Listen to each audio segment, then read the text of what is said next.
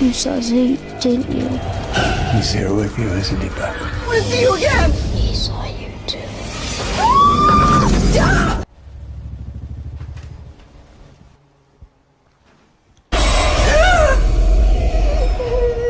Hello guys and welcome back to आपके अपने channel movie में।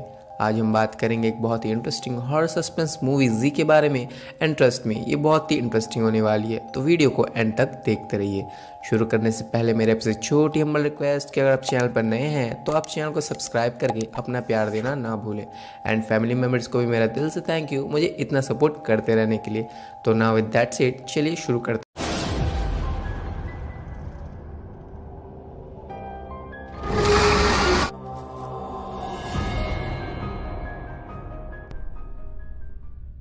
मूवी की शुरुआत होती है जहां हम जॉश को देखते हैं। जॉश की फैमिली में 3 मेंबर्स थे, जॉश, उसके डैड केविन और मदर बेथ। ब्रेकफास्ट के बाद बेथ जॉश को अपने घर के बाहर छोड़ने जाती है, जहां पर जॉश का स्कूल फ्रेंड डेनियल और उसकी मदर जॉर्जिया उसे पिकअप करने आए थे। बेथ को हर रोज अपने माँ के घर जाना पड़ता था, जो कि बहुत ही बीमार रहती, इसलिए बेथ के काफ़ी रिक्वेस्ट पर जॉर्जिया जॉश को भी स्कूल तक हर रोज लिफ्ट देती, क्योंकि उसका बेटा डेनियल भी उसी के क्लास में पढ़ता था। अब सीन चेंज होती है जॉश के स्कूल की ओर, जहाँ पर क्लास में जॉश हमेशा कुछ ना कुछ ड्रॉ करते रहता। क्लास टीचर उसे ये करते देखती है, मगर उससे कुछ नहीं कहती, क्योंकि वो किसी भी क्लास में ध्यान नहीं देता। रिसेस ब्रेक में हम सारे बच्चों को एक दूसरे के साथ खेलते देखते हैं, सिवाय जॉश के। उसका स्कूल में कोई भी दोस्त नहीं था, वो अकेला ही एक पेड़ के नीचे बैठा रहता। रात में बेथ जब जॉश के कमरे में जाती है, वहाँ पर जॉश अकेले ही किसी से बातें करते हुए खेल रहा था। बेथ अपने पति केविन से ये बातें मुस्कुराते हुए कहती है कि जॉश ने एक इमेजिनरी फ्रेंड यानी कि एक काल्पनिक दोस्त बना लिया है, जिस पर बजाय टेंस्ड होने के उन दोनों को ये बात क्यूट लग रही थी। रात होने पर बेथ हर रोज़ की तरह जॉश को सुलाने उसके कमरे में जाती है। जॉश की एक आदत थी कि वो हर रोज़ सोने से पहले अपने मदर, अपने पापा, अपने टेडी बियर माची और अपने पेट माउस चुई को गुड नाइट करता। लाइट बंद करने से पहले हर रोज़ की तरह बेथ जॉश से पूछती है कि क्या उसे आज दरवाज़ा बंद चाहिए या वो खुला छोड़ दे। एंड हर बार की तरह जॉश उससे कहता है कि वो दरवाज़ा खुला छोड़ दे, क्योंकि उसे अंदर से डर लगता था। दूसरी रोज फिर से वही रूटीन, जॉश को लेने के लिए जॉर्जिया आई एंड वो लोग स्कूल चले जाते हैं। बेथ भी हर रोज़ की तरह अपनी बीमार माँ के पास जाती है उनकी देखभाल करने के लिए। आज उसकी माँ बेथ से उनकी छोटी बहन के बारे में पूछती है, जिसका नाम जना है। दरअसल बेथ की एक छोटी बहन थी जो कि एक ड्रग एडिक्ट थी एंड बहुत ही इरेस्पॉन्सिबल लड़की थी। वो आज भी अपनी बीमार माँ से मिलने नहीं आई थी, इसलिए बेथ अपनी माँ से झूठ करके एक बहाना बोल देती है। अब सीन चेंज होती है जॉश के रूम में, जहाँ पर बेथ देखती है कि उनका पेट माउस चूवी मर चुका है। लंच के दौरान डिनर टेबल पर जॉश एक चौथी प्लेट लाकर टेबल पर रखता है अपने इमेजिनरी दोस्त के लिए। ये देखकर बेथ और केविन को ये उसकी नादानी लगती है एंड वो लोग जॉश से उसके नए दोस्त का नाम पूछते हैं। जॉश अपने इमेजिनरी फ्रेंड की ओर देखकर अपने पिता से कहता है कि वो नहीं चाहता है कि मैं आपको उसका नाम बताऊं। अब जॉश अपनी जगह से उठकर अपने उस इमेजिनरी फ्रेंड के पास जाकर उससे धीरे से कुछ बातें करता है और फिर वो कहता है कि हाँ ये एक अच्छा आइडिया है। जिसके बाद एक क्रेन लेकर वो पेपर पर कुछ ड्रॉ करता है। वो ड्रॉ करता है जी। उसके नए दोस्त का नाम था जी। डिनर के बाद एज यूजुअल बेथ जॉश को सुलाने ऊपर जाती है, जहाँ पर जॉश अपने इमेजिनरी फ्रेंड जी के साथ the floor is lava game खेल रहा होता है, जिसमें पूरी फ्लोर लावा है एंड उन्हें बस पिलोस पर ही पैर रखना था, जो गेम में पत्थर का काम कर रहे थे। बेथ जॉश को जल्दी से ब्रश करके सोने को कहती है, जिस पर जॉश उन पिलोस के ऊपर पैर रखते हुए आगे बढ़ता है और आखिरी पिलो उठाकर कहता है कि जी अब तुम फंस चुके हो। बेथ के दोबारा आवाज़ लगाने पर जॉश पिलो को नीचे गिराकर सोने चले जाता है और हर रात की तरह सबको गुड नाइट कहता है। आज भी बेथ लाइट बंद करने से पहले दरवाज़ा खुला छोड़ देती है, लेकिन जॉश उससे कहता है कि वो दरवाज़ा बंद कर दे, क्योंकि जी को अंधेरा पसंद है। ये सुनकर बेथ को फाइनली अजीब लगता है। थैंक गॉड हमारे घर में मजाक से वैसे बोल दो ना तो बाबा बुला के झाड़ फूक तो करवाएंगे ही, लेकिन उससे पहले झाड़ और चप्पल से कुटाई अलग होगी। बेथ केविन से पूछती है कि उन्हें जॉश के इमेजिनरी फ्रेंड के बारे में क्या करना चाहिए, जिस पर केविन उसे ज़्यादा सीरियसली ना लेने को कहता है। केविन का मानना था कि वक्त के साथ ही जॉश बड़ा हो जाएगा और ये सब कुछ भूल जाएगा। दूसरे दिन सुबह जॉश स्कूल जाने के लिए रेडी था, लेकिन उसे लेने के लिए जॉर्जिया नहीं आती। बेथ को खुद ही ड्राइव करके उसे स्कूल छोड़ना पड़ता है, जहाँ रास्ते में वो जॉश से पूछती है कि क्या जॉर्जिया ने उससे कहा था कि वो लोग आज नहीं आएंगे, लेकिन जॉश बिना रिप्लाई दिए ही अजीब तरह से खिड़की के बाहर घूर रहा था। स्कूल से बेथ जब घर लौटती है वो देखती है कि अंदर एक कमरे से दो चमकती आंखें उसे घूर रही थी। लाइट्स ऑन करने पर वो देखती है कि दरअसल वो एक टॉय ट्रेन पर लगे हुए दो रेडियम स्टिकर्स थे जो कि अंधेरे में चमक रहे थे। अब बेथ को एक कॉल आती है जो कि जॉश के क्लास टीचर का था। स्कूल जाने पर बेथ को ये सुनकर शॉक लगता है कि स्कूल ने जॉश को सस्पेंड कर दिया था। वो टीचर से इसकी वजह पूछती है तो टीचर उससे कहती है कि जॉश बाकी बच्चों को बुरी गालियां देता है, क्लास से बिना बताए ही उठ कर चले जाता है। लेकिन आज तो उसने हद ही कर दी क्योंकि आज उसने एक बच्चे को चोट पहुंचाई थी। बेथ को इन सब बातों पे यकीन नहीं होता। उसका बेटा जॉश ये सब नहीं कर सकता था, जिस पर टीचर वो सारी रेड कार्ड्स उसे देती हैं जिसे उसने जॉश की गलतियां लिखकर उसके साथ घर भेजी थी उसके पेरेंट्स के सिग्नेचर के लिए। बेथ कार्ड्स को देखकर बहुत ही गुस्सा हो जाती है क्योंकि सारे कार्ड्स पर उसके पति केविन के दस्तखत थे। केविन को इन सब के बारे में पता था लेकिन उसने ये बातें बेथ से छुपाई थी, जिसे लेकर रात में उन दोनों के बीच बहस हो जाती है। जॉश से पूछने पर वो सारा इल्जाम जी पर लगा देता है। उसका कहना था कि ये सब उसने नहीं बल्कि जी ने किया था। जिसके बाद बेथ जॉश को लेकर अपने फैमिली डॉक्टर मिस्टर सीगर के पास जाती है। डॉक्टर सीगर का कहना था कि इस उम्र में बच्चों का इमेजिनरी फ्रेंड होना नॉर्मल था, इसमें घबराने की कोई बात नहीं थी। उन्हें बस अपने बेटे का ज़्यादा ख्याल रखना होगा और सब कुछ ठीक हो जाएगा। चेकअप के बाद बेथ जॉश से अपने घर चलने को कहती है। जॉश बाहर जाने लगता है और पीछे आवाज़ लगाता है, चलो जी। ये सुनकर डॉक्टर सीगर के चेहरे का रंग उड़ जाता है। डॉक्टर सीगर बेथ से पूछता है कि जी कौन है, जिस पर बेथ कहती है कि जी ही उसके इमेजिनरी फ्रेंड का नाम है। डॉक्टर सीगर के फेशियल एक्सप्रेशन से साफ मालूम होता है कि उन्हें कुछ तो मालूम है जी के बारे में, लेकिन वो कुछ भी नहीं कहते। वहाँ से सीधी बेथ पार्क में जाती है अपनी छोटी बहन जना से मिलने। बेथ जना को समझाने की कोशिश करती है कि उनके मदर की हालत बहुत ही ज़्यादा ख़राब है, उसे एक बार जाके उन्हें देख लेना चाहिए, लेकिन जना इसे साफ मना कर देती है। रात में बेथ को किचन से कुछ आवाज़ें सुनाई देती है। दरवाज़ा खोलने पर वहाँ पर जॉश एक चाकू पकड़े हुए सैंडविच बना रहा था। वो कहता है कि जी को भूख लगी है माँ। बेथ बहुत डर गई थी। वो जल्दी से जॉश से चाकू छीन लेती है और उसे बिस्तर पर सुला देती है। दूसरे दिन बेथ जॉश को लेकर प्ले जोन जाती है, जहाँ पर जॉश बिग स्लाइड पर जाने की जिद करता है। बेथ इसके लिए मान जाती है। जॉश बिग स्लाइड से बेथ को हाई करके अंदर चला जाता है और तभी एक डेमोनिक एंटिटी भी उसके पीछे पीछे जा रही थी। बेथ ये देखकर बहुत ही डर गई थी क्योंकि उसने फाइनली जी को देख लिया था। फिर इसे जॉश की चीख सुनाई देती है। वो जल्दी से उसके पास जाती है जहाँ पर जॉश बेहोश पड़ा था। घबराते हुए उसे उठाने की कोशिश करती है, लेकिन जॉश अपनी आंखें खोलकर अपनी माँ पर हंसने लगता है कि मम्मी डर गई। जॉश ने बेथ पर प्रैंक किया था, लेकिन बेथ ने जी को देख लिया था। डिनर के दौरान रात में केविन जॉश से प्लेफुली पूछता है कि क्या मैं जी का ब्रेड खा सकता हूँ, जिस पर बेथ बहुत ही नाराज़ हो जाती है और केविन से मना करती है कि वो इस तरह से बात न करे जैसे कि जी सच में हो। अब बेथ बहुत ही डर चुकी थी एंड वो केविन से प्ले जोन में हुए इंसिडेंट के बारे में कहती कि उसने जी को देखा है, जी सच में है, जिस पर केविन मजाक करके बात को टाल देता है।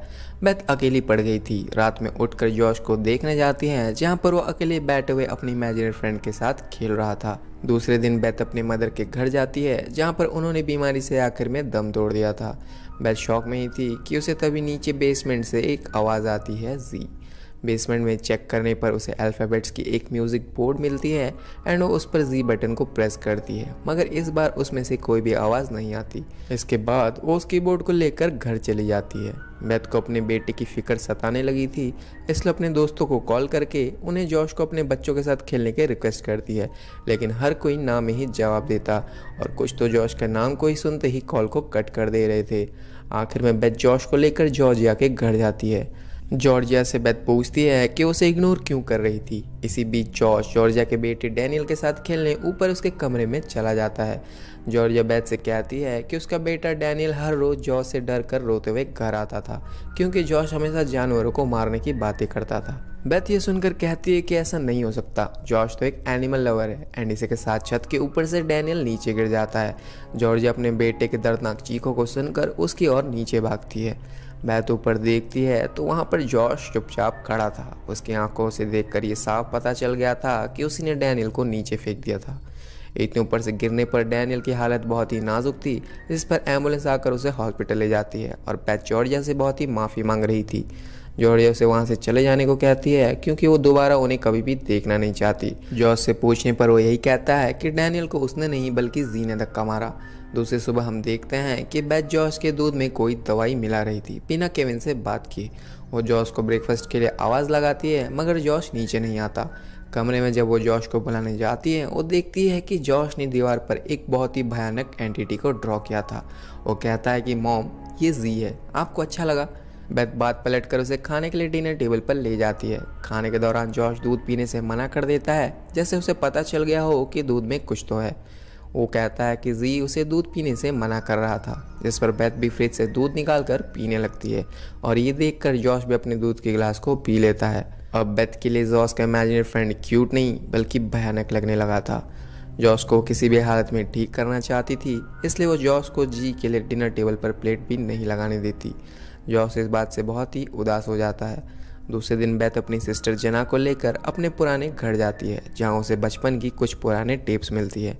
वो उन्हें देखकर बहुत ही एक्साइटेड हो जाती है उन्हें देखने के लिए। ऊपर जाने पर वो देखती है कि कुछ देर पहले जॉश जिस कमरे में बैठकर टीवी देख रहा था वो वहाँ पर नहीं था। वो उसे हर कमरे में ढूंढने लगती है एंड फाइनली जॉश उसे एक कमरे में मिल जाता है, जहाँ पर वो बस ऊपर पंखे को ही घूर रहा था। एंड इस बात को आप याद रखिए क्योंकि यही होने वाला है इस वीडियो का क्वेश्चन। बेथ जॉश को लेकर अपने घर चली जाती है और साथ ही उन टेप्स को भी ले जाती है। रात में उन टेप्स को देखने लगती है जो कि उसके बर्थडे पार्टी का था, जब वो खुद जॉश के उम्र की थी, लेकिन उसकी एक्साइटमेंट जल्द ही डर में कन्वर्ट होने वाली थी। छोटी बेथ वीडियो में कहती है कि चलो जी बाहर जाते हैं। ये सुनकर वो वीडियो को रिवाइंड करके दोबारा सुनती है। वो गलत नहीं थी, उसने जी ही कहा था।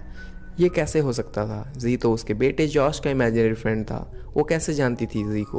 वो बहुत ही सोचती है लेकिन उसे कुछ भी याद नहीं आता। वो घर के पीछे जाकर उन टेप्स को आग में जला देती है। काफ़ी दिन बीत जाते हैं और जॉश भी ठीक होने लगा था। वो अब और जी की बातें नहीं करता।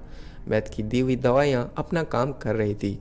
एक सुबह जॉश जब ब्रेकफास्ट करने आता है, उसकी तबीयत बहुत ही ख़राब दिख रही थी और वो टेबल पर ही उल्टी कर देता है। ये उन दवाई का ही साइड इफेक्ट्स था एंड केविन को भी इस बात का पता चल जाता है, जिसको लेकर उन दोनों में फिर से बहस हो जाती है। रात में बेथ जब जॉश को सुला रही थी, उसे फिर से वही रोबोटिक वॉइस आती है जी।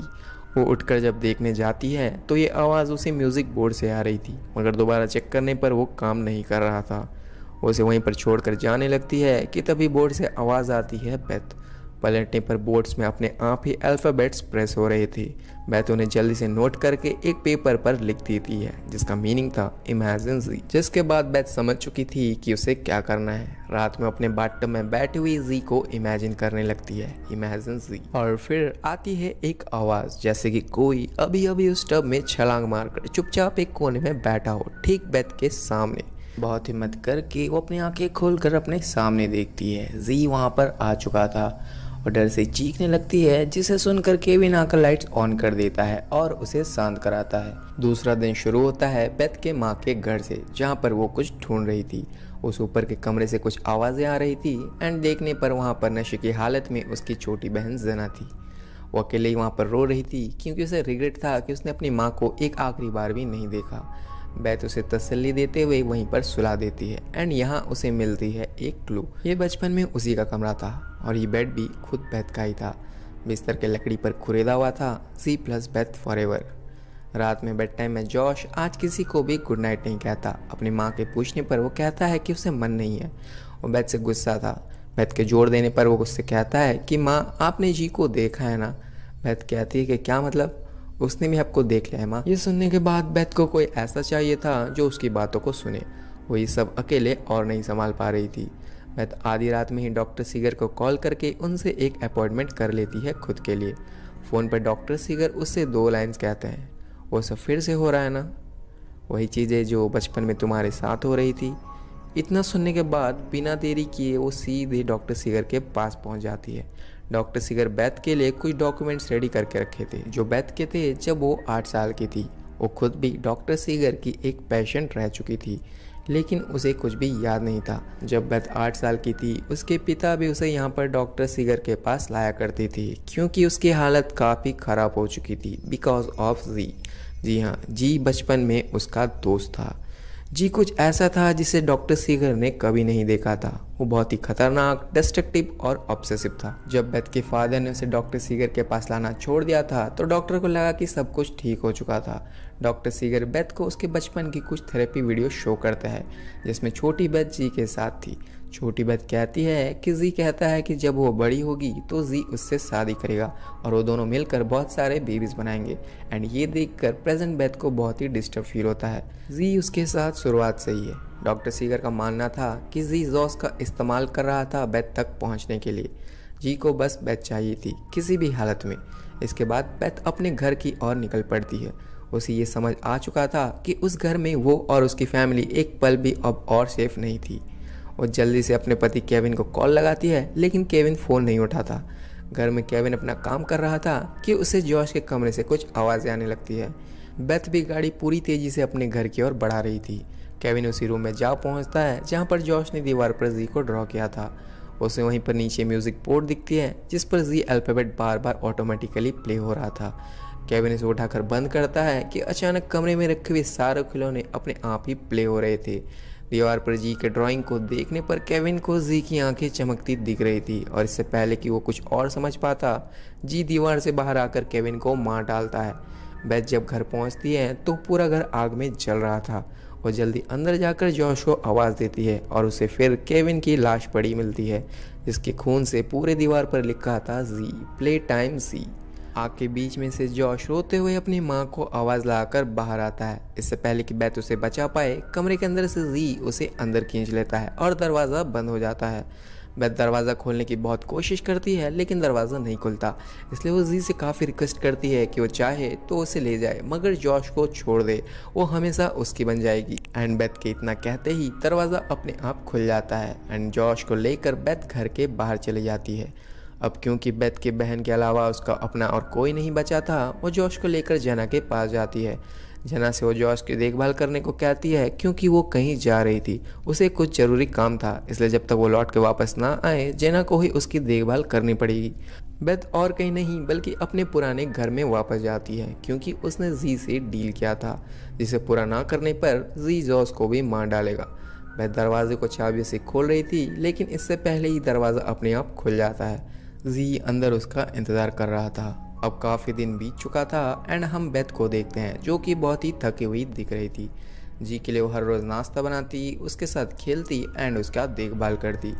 एक दिन बेथ से मिलने डॉक्टर सीगर आते हैं जिसे बेथ मिलना नहीं चाहती क्योंकि बेथ को ये अच्छा नहीं लगने वाला, लेकिन डॉक्टर सीगर बाहर से आवाज़ लगाकर उसे दरवाज़ा खोलने को कहते हैं। डॉक्टर सीगर किसी तरह घर के अंदर आ जाते हैं एंड बेथ से पूछते हैं कि क्या उसे ये चाहिए था, क्या वो इस तरह से खुश है। बेथ को डॉक्टर के पीछे जी दिखता है। वो डॉक्टर सीगर पर हमला करने ही वाला था लेकिन इससे पहले ही वो उन्हें घर से बाहर जाने को कहती है। जाने से पहले डॉक्टर सीगर उसे एक बात कहते हैं कि जी को तुम नहीं बनाया है, वो तुम्हारी ही सोच का नतीजा है, तुम उसे हरा सकती हो। लेकिन बेथ रोने के अलावा और कर ही क्या सकती थी, शी वॉज हेल्पलेस। डॉक्टर की बातों से बेथ एक ट्राई करने का सोचती है। बाथरूम को अंदर से डोर लॉक करके मिरर के सामने खुद से कहती है कि दिस इज़ नॉट रियल, ये सब कुछ सच नहीं है। लेकिन जी बाहर से दरवाज़ा खोलने की कोशिश कर रहा था। बेथ चिल्लाकर उसे रोकने को कहती है जिस पर जी रुक जाता है।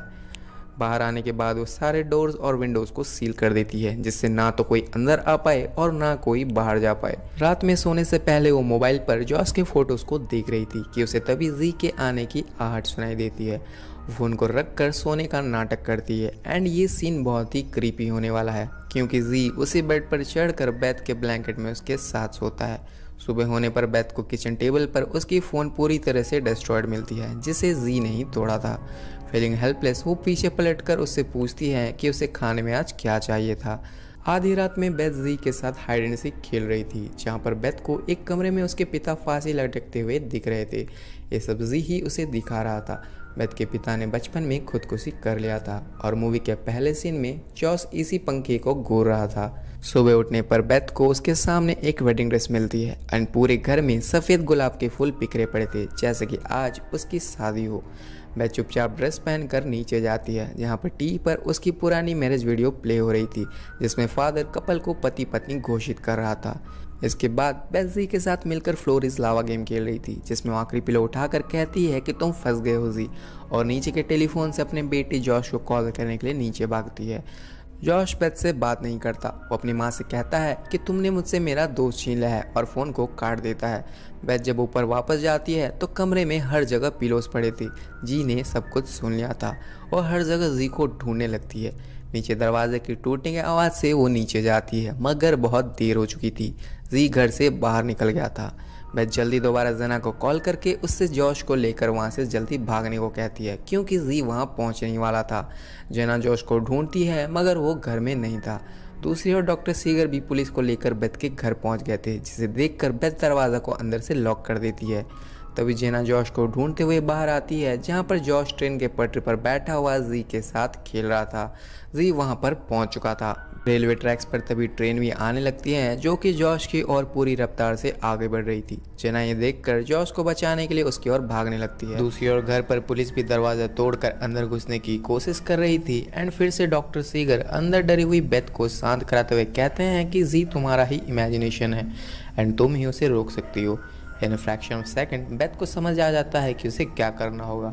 Now scene comes back to Jena, जो जॉश की ओर पूरी ताकत से दौड़ रही थी एंड स्क्रीन ब्लैकआउट हो जाती है। घर में हम देख पाते हैं कि बेथ ने खुद को फांसी लगाकर सुसाइड कर लिया एंड फ़ोन पर जेना कहती है कि जॉश इज़ सेफ। अब हम कुछ महीनों आगे आ जाते हैं एंड हम देखते हैं कि बेथ जिंदा थी, मगर पूरी तरह से पैरालाइज्ड हो चुकी थी, जो बस अपने चेयर से जॉश को ही देखती रहती। जेना अब उन दोनों का ध्यान रख रही थी। एंड अब आती है मूवी की आखिरी सीन, जिसमें सोने से पहले जॉश सबको गुड नाइट कहता है। Good night mom, good night aunt Jena and good night जी। जी हाँ, आपने सही सुना, जी कहीं भी नहीं गया था, वो अब भी वहीं उसी के साथ था। एंड इसी के साथ मूवी एंड हो जाती है। एक सवाल जाने से पहले कि जॉश पंखे को क्यों घूर रहा था, let me know in the comments. तो अगर आपको मेरे मैंने ज़रा सा भी पसंद आया तो do subscribe and show some love in this journey. हम एक न्यू फैमिली हैं, तो आप भी इसका हिस्सा ज़रूर बने। मिलते हैं नेक्स्ट।